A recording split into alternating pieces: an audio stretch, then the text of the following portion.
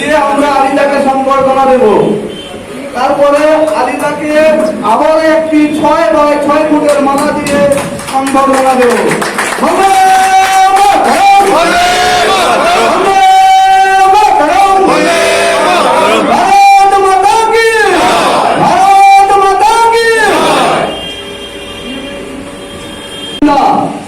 আরো অনেকে আছে, এরা এই জেলার মাইনরিটি সমাজটাকে সামনে দাঁড়িয়ে নেতৃত্ব দিচ্ছে। যেই সভাপতি হোক, আমরা বলবো না কে সভাপতি হবে, যেই সভাপতি হোক তাকে মেনে নিয়ে পার্টি সিদ্ধান্ত, তাকে মেনে নিয়ে প্রত্যেককে চলতে হবে, স্বাভাবিক ভাবে চলতে হবে। চলার পথকে সুগম করো। আর যদি মনে করো আমি অনেক বড়, থাকতে বড় হয়, আমি সেই চলার পথ সুগম করার জন্য আমরা বলছি, পথ নির্দেশ করছি। আমরা এখন আমাদের প্রিয় সভাপতি আলিদাকে কিছু বলার জন্য অনুরোধ করবো। আরো অনেকে আছে, এরা এই জেলার মাইনরিটি সমাজটাকে সামনে দাঁড়িয়ে নেতৃত্ব দিচ্ছে। যেই সভাপতি হোক, আমরা বলবো না কে সভাপতি হবে, যেই সভাপতি হোক তাকে মেনে নিয়ে পার্টি সিদ্ধান্ত, তাকে মেনে নিয়ে প্রত্যেককে চলতে হবে, স্বাভাবিক ভাবে চলতে হবে। চলার পথকে সুগম করো। আর যদি মনে করো আমি অনেক বড়, থাকতে বড় হয়, আমি সেই চলার পথ সুগম করার জন্য আমরা বলছি, পথ নির্দেশ করছি। আমরা এখন আমাদের প্রিয় সভাপতি আলিদাকে কিছু বলার জন্য অনুরোধ করব। একটু স্লোগান হবে, বলুন ভারত মাতা কি। বলো না, বলো না ভাই, দেরি হচ্ছে কেন, একসঙ্গে বলতে হবে ভারত মাতা কি। এটা এইচডিএম পর্যন্ত যেতে হবে, ভারত মাতা কি।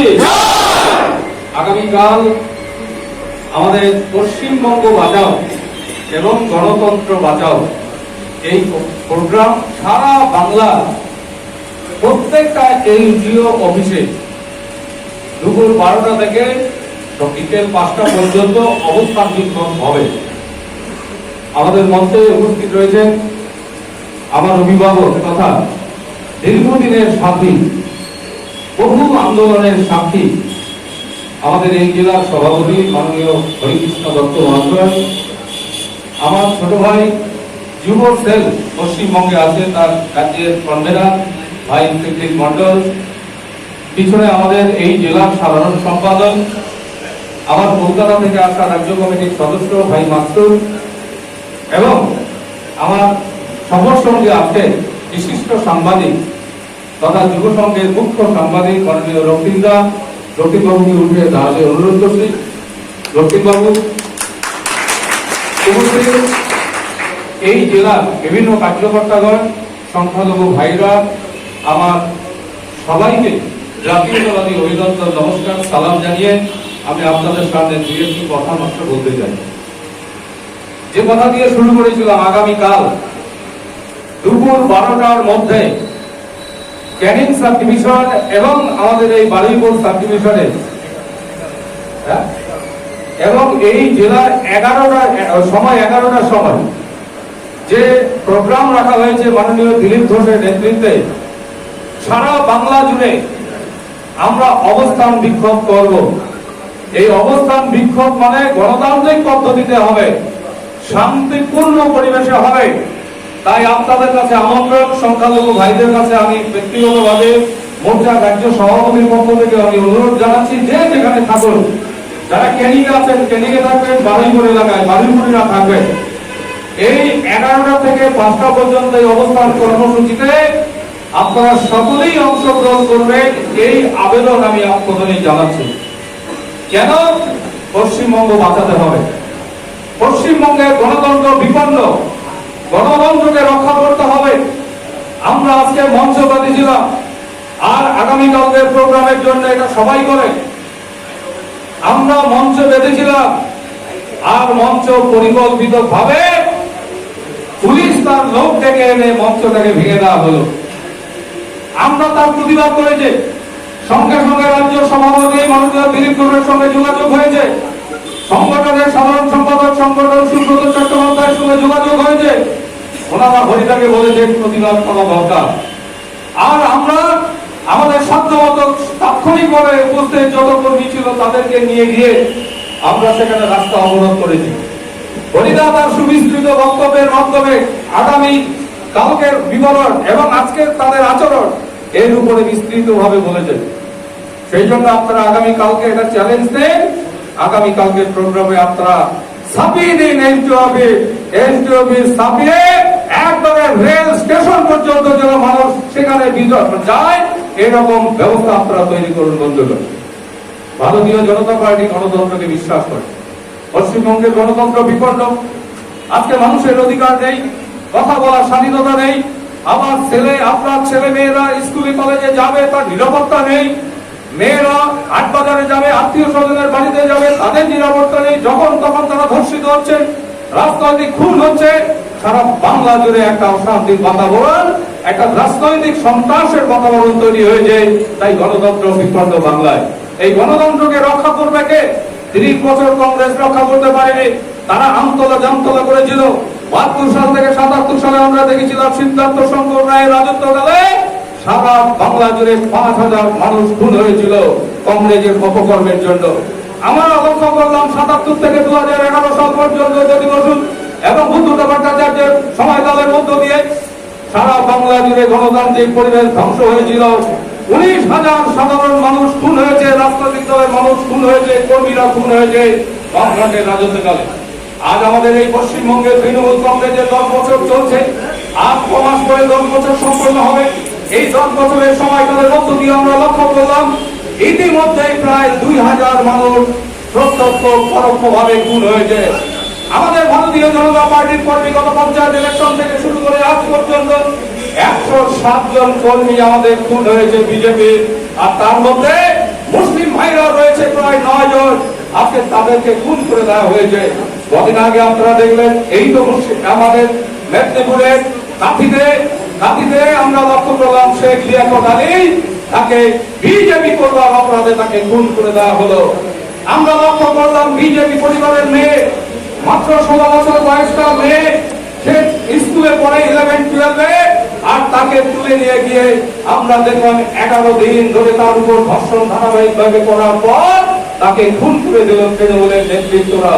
আজকে আমরা সেখানে দেখেছি আমরা মাসুকা পারভেজ জলপাইগুড়ি জেলার রাজগঞ্জ ব্লকে। সেই জন্য তার প্রতিবাদ আমাদের করতে হবে বন্ধুগণ। আমরা আপনাদের কাছে যে কথা বলবার জন্য আমি এখানে এসেছি, এই কথা হচ্ছে আমরা সারা পশ্চিমবঙ্গে সিদ্ধান্ত নিয়ে যে আমরা এবারে পশ্চিমবঙ্গে 20 লক্ষ মুসলিম মেম্বার বিজেপিতে করব। বিজেপি মেম্বার পশ্চিমবঙ্গে 20 লক্ষ হবে।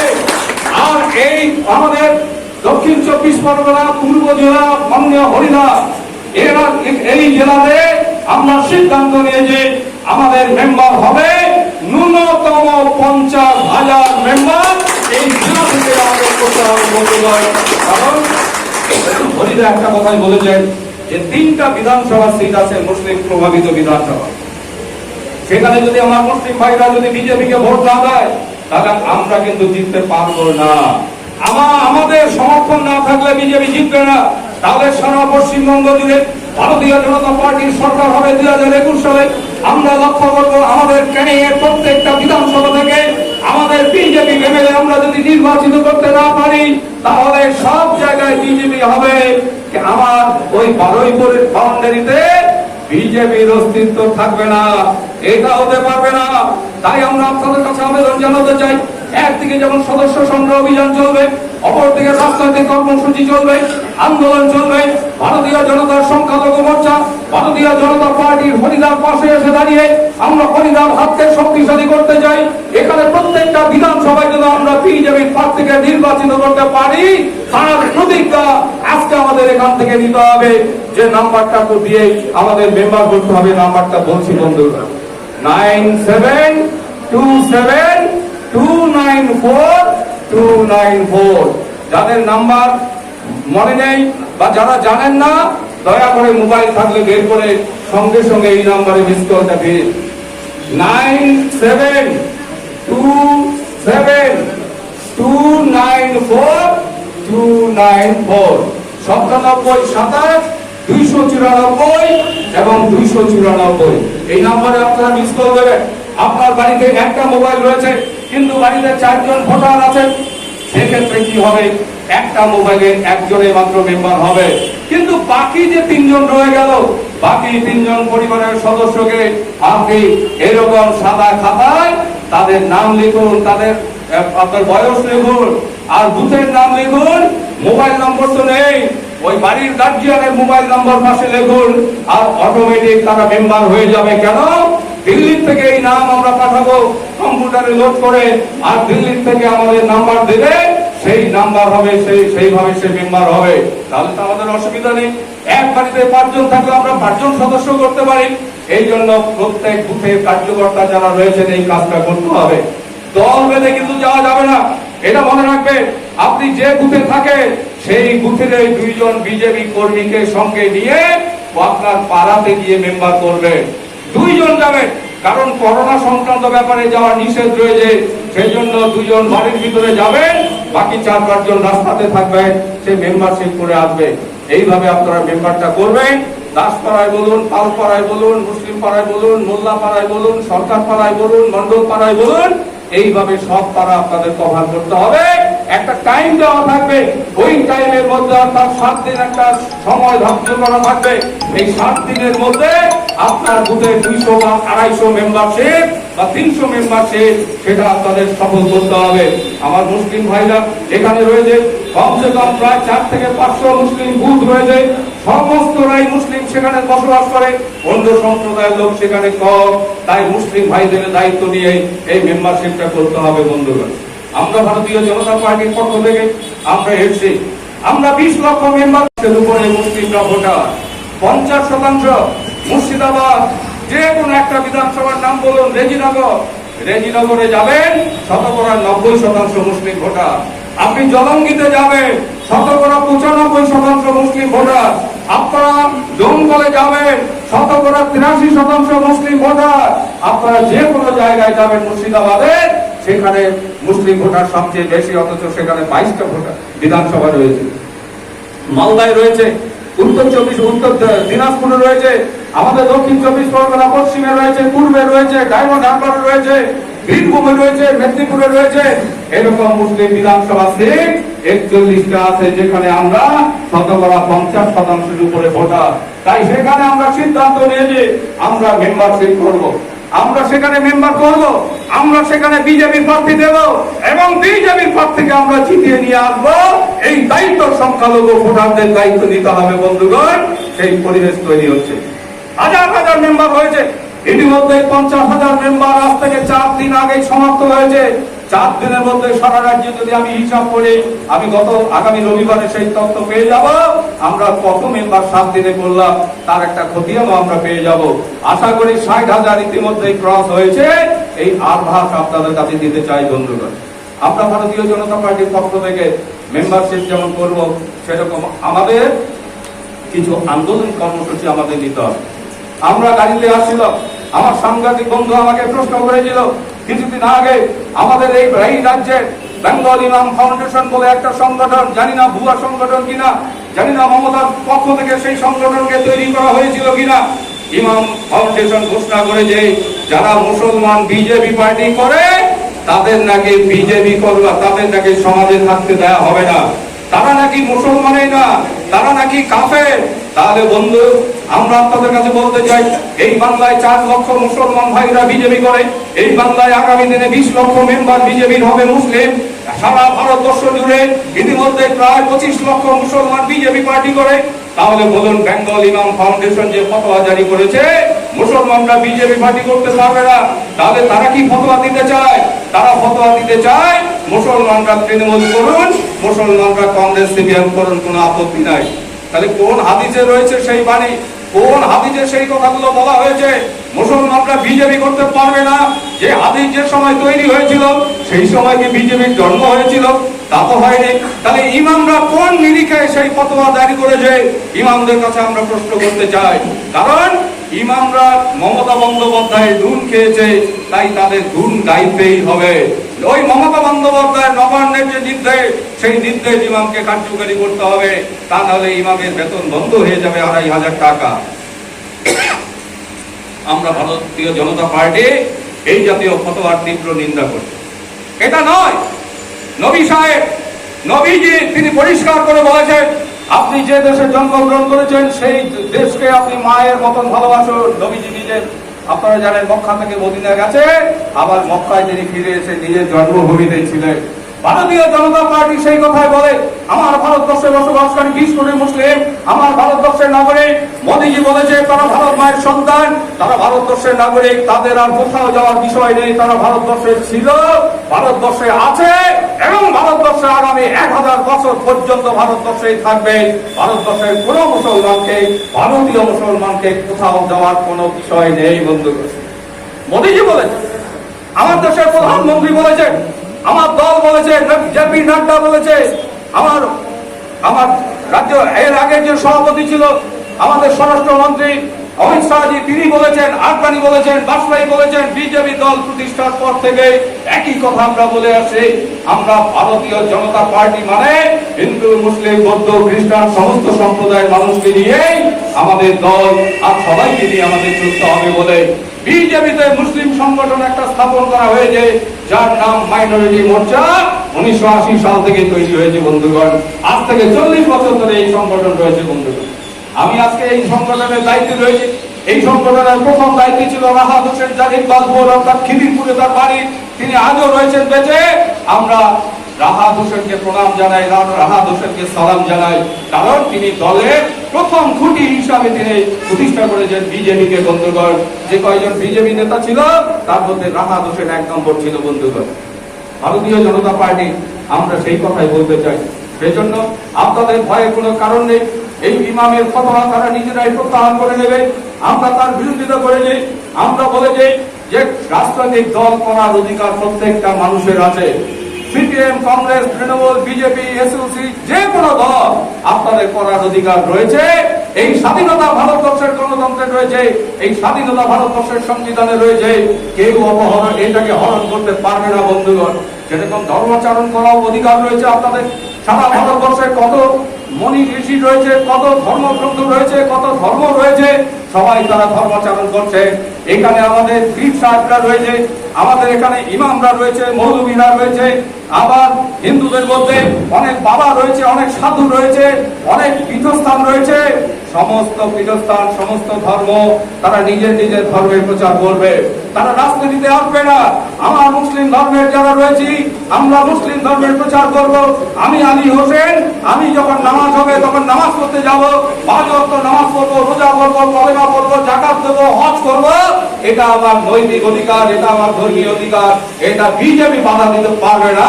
বিজেপি বাধা দেওয়ার কোনো অধিকার নেই বন্ধুগণ। তাই আমরা আমার ধর্ম পালন করব। নরেন্দ্র মোদী যখন প্রধানমন্ত্রী, এই 5 বছরে প্রায় 7 লক্ষ মুসলিম ভাইরা হজ করতে গিয়েছে। বিজেপি যদি হজ করতে না দিত, বিজেপি যদি সাম্প্রদায়িক দল হতো, তাহলে হজে ভারতীয় মুসলমানরা যেত না। এবারে প্রায় 2,25,000-এর মতো হজ যাত্রী আমাদের এই ভারতবর্ষ থেকে যাবে। কোথায়? ওই আপনার মক্কায়। করোনা সংক্রান্ত কারণে এবার আমরা হজ করতে পারলাম না, কিন্তু তার ফর্ম ফিল আপ চলছে। আগামী বছর সেটা হবে বন্ধুগণ। বিজেপি সরকার আছে বলে সেটা সম্ভব। সিয়া সুন্নিদের মধ্যে লড়াই আপনারা সকলেই জানেন। সিয়া সুন্নির লড়াই মহরমকে কেন্দ্র করে ভারতবর্ষের উত্তরপ্রদেশ, বিহার, এই সমস্ত রাজ্যগুলোতে, হিন্দি মতাই রাজ্যগুলোতে আমরা জানেন সেখানে প্রতি বছর রক্তের বন্যা বয়ে যেত। এবারে যোগীজি মুখ্যমন্ত্রী হয়ে আসার পর, নীতিশ কুমার মুখ্যমন্ত্রী থাকার জন্য, ভারতবর্ষের নরেন্দ্র মোদী ভারতবর্ষের প্রধানমন্ত্রী থাকার জন্য কোথাও কোনো জায়গায় শিয়া সুন্নিদের ওই তাজিয়া বের করাকে কেন্দ্র করে কোথাও কোনো জায়গায় অপ্রীতিকর ঘটনা ঘটেনি। একজন মুসলিম ভাইয়েরও কোনো ক্ষতি হয়নি। বিজেপি সরকার সঠিকভাবে পুলিশ প্রশাসনকে দিয়ে সাহায্য করে সেই তাজিয়া পরিচালনা করা হয়েছিল। মুসলিম ভাইদের মধ্যে সাম্প্রদায়িক সম্প্রীতি বজায় রাখা হয়েছিল বন্ধুগণ। এই কারণে আমরা বলতে চাই বন্ধুগণ, এই জন্য আপনাদের কাছে আমাদের স্বনির্বন্ধ অনুরোধ। মাননীয় নরেন্দ্র মোদী সর্বশেষ একটা আবেদন জানিয়েছেন। আমার বক্তব্য আর বেশিক্ষণ রাখবো না, 10 মিনিট। মাননীয় নরেন্দ্র মোদী আমাদের দেশবাসীর কাছে একটা আবেদন জানিয়েছিল, এবং সেই আবেদন আমাদের প্রত্যেককে সেটা পালন করতে হবে বন্ধু। তার নাম হলো আত্মনির্ভর ভারতবর্ষ গঠন। আত্মনির্ভর ভারতবর্ষ গঠন, এটা কি খায় না মাথায় দেয়, এই ঘটনাটা কি জিনিস, এটা আমরা ব্যাখ্যা করতে চাই ভারতবর্ষের প্রত্যেকটা মানুষের কাছে। বন্ধুগণ, আত্মনির্ভর ভারত আমার ভারতবর্ষকে আবার বিশ্বের কাছে আমরা তুলে ধরতে চাই। আমার ভারতবর্ষের গরিমা পৃথিবীর কাছে তুলে ধরতে চাই। ভারতবর্ষকে অর্থনৈতিক দিক থেকে পৃথিবীর 1 নম্বর দেশে পরিণত করতে চাই।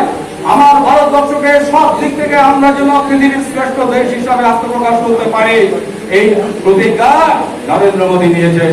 আমার ভারতবর্ষের প্রত্যেকের 130 কোটি মানুষের তাদের জন্য আয় ইনকাম কমসে কম যেন তারা স্বনির্ভর হতে পারে, চাকরি করে একমাত্র স্বনির্ভর হতে পারে তা নয়, নিজেরা প্রতিষ্ঠা হতে পারে তার যে সিস্টেম, এই সিস্টেমের কথাই মোদীজি বলেছে।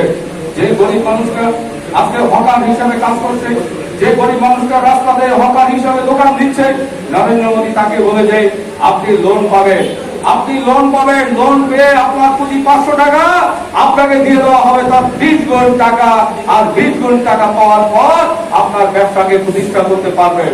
যে সমস্ত চাষি ভাইরা, আমরা সবাই চাষি, যে সমস্ত চাষি ভাইরা জমিতে চাষ করে তাকে বলা হবে আপনি উন্নত মানের চাষ করুন, 1 ফসলা জমিকে 3 ফসলা জমিতে পরিণত করুন, 3 ফসলা জমিকে 4 ফসলা জমিতে পরিণত করুন। আর সরকার, কেন্দ্রীয় সরকার আপনাকে সাহায্য করবে, সার দেবে, বীজ দেবে, জল দেবে, আর আপনার আধুনিক পরিকাঠামো তৈরি করবার জন্য সব ব্যবস্থা দেবে। আমার কৃষকদের হাতে টাকাও দিবে, 6,000 টাকা। ভারতীয় জনতা পার্টির সরকার এটা চেয়েছে এবং দিচ্ছেও, সেটা আমরা পেয়েছি সেই টাকা। ভারতীয় জনতা পার্টির সরকার চায় আমার কৃষকের মেরুদণ্ড সোজা করে দাঁড়ানোর জন্য।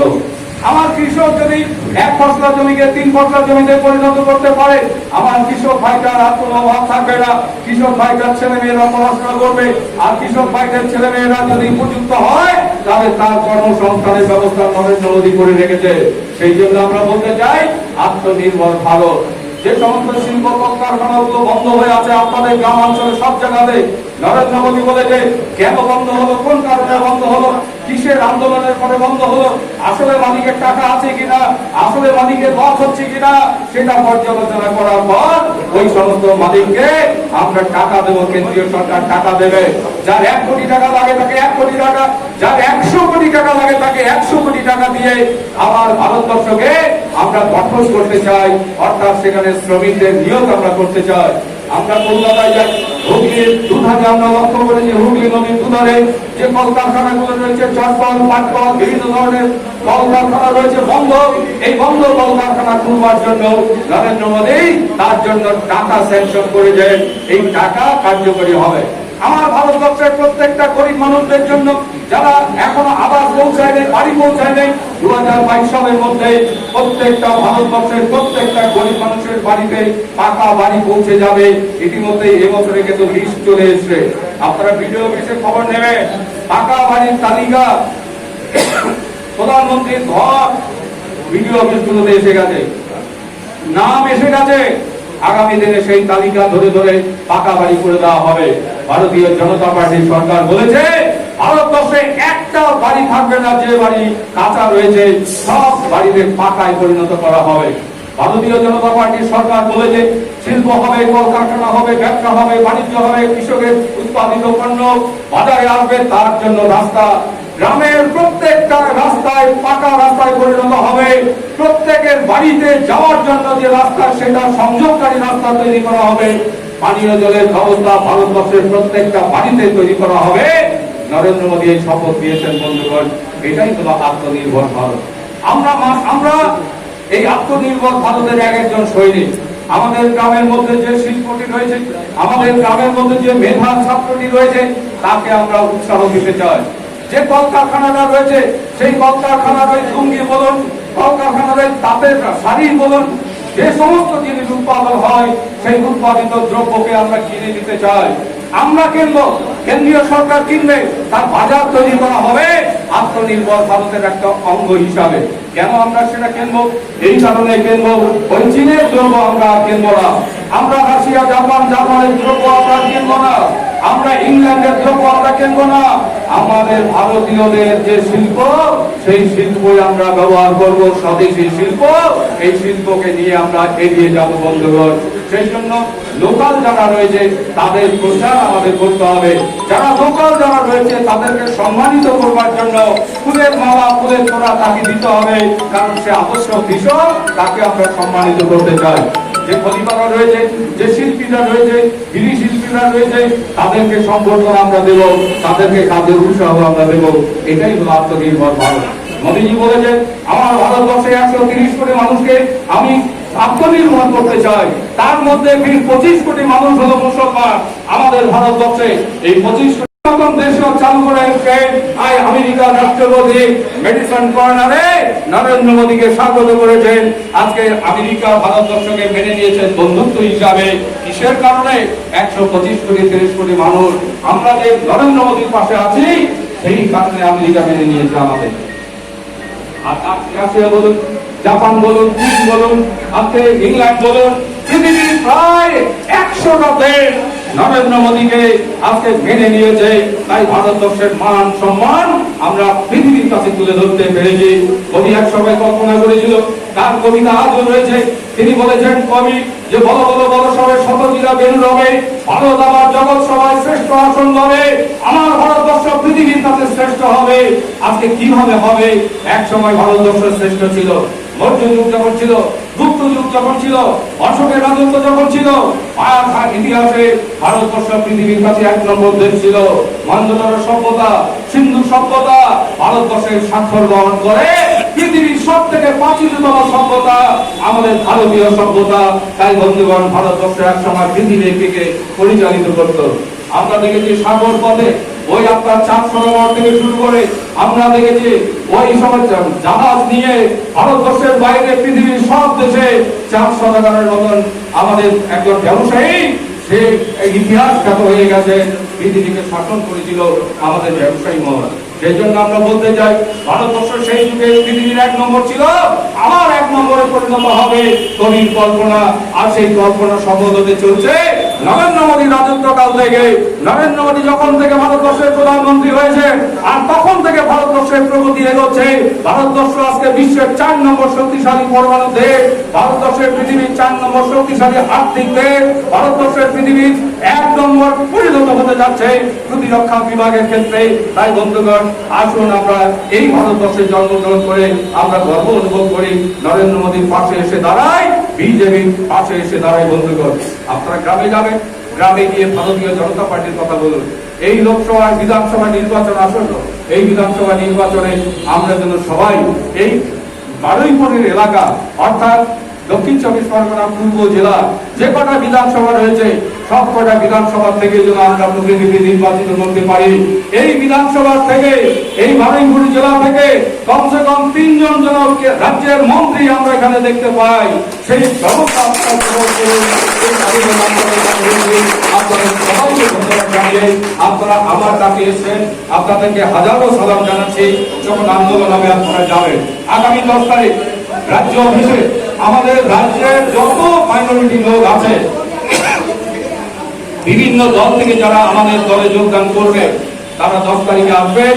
আর রাজ্য অফিসে বড় যোগদান সভা হবে, কয়েক হাজার মুসলিম ভাইরা বিজেপিতে যোগদান করবে। ইমাম সেখানে থাকবে, বিজ্ঞানী সেখানে থাকবে, কলেজের প্রফেসর সেখানে থাকবে, হাই স্কুলের শিক্ষক সেখানে থাকবে, মৌলভী সাহেব সেখানে থাকবে, মুয়াজ্জিন সাহেব সেখানে থাকবে। অর্থাৎ সব স্তরের মানুষ, মুসলিম ভাইরা সেই দিন এই সমাবেশে আসবে এবং যোগদান সভায় তারা বিজেপিতে যোগদান করবে। আমরা সেই যোগদান করবে। এই জেলা থেকেও যদি কোনো প্রতিনিধি যেতে চায়, আপনারা যেতে পারেন, আপনারা স্বাগত। কিন্তু যোগদান করার জন্য গিয়ে ওখানে নাম লেখানো হবে না, হরিদার কাছ থেকে নাম লিখে নিয়ে গিয়ে সেই নাম অনুমোদন করে আপনারা সেখানে সেই নাম ঘোষণা করবেন এবং সরকারে যোগদান করবেন। সবাইকে জাতীয়তাবাদী অভিনন্দন, নমস্কার জানিয়ে, সালাম জানিয়ে আমার বক্তব্য সমাপ্ত করলাম। ভারত মাতা কি জয়।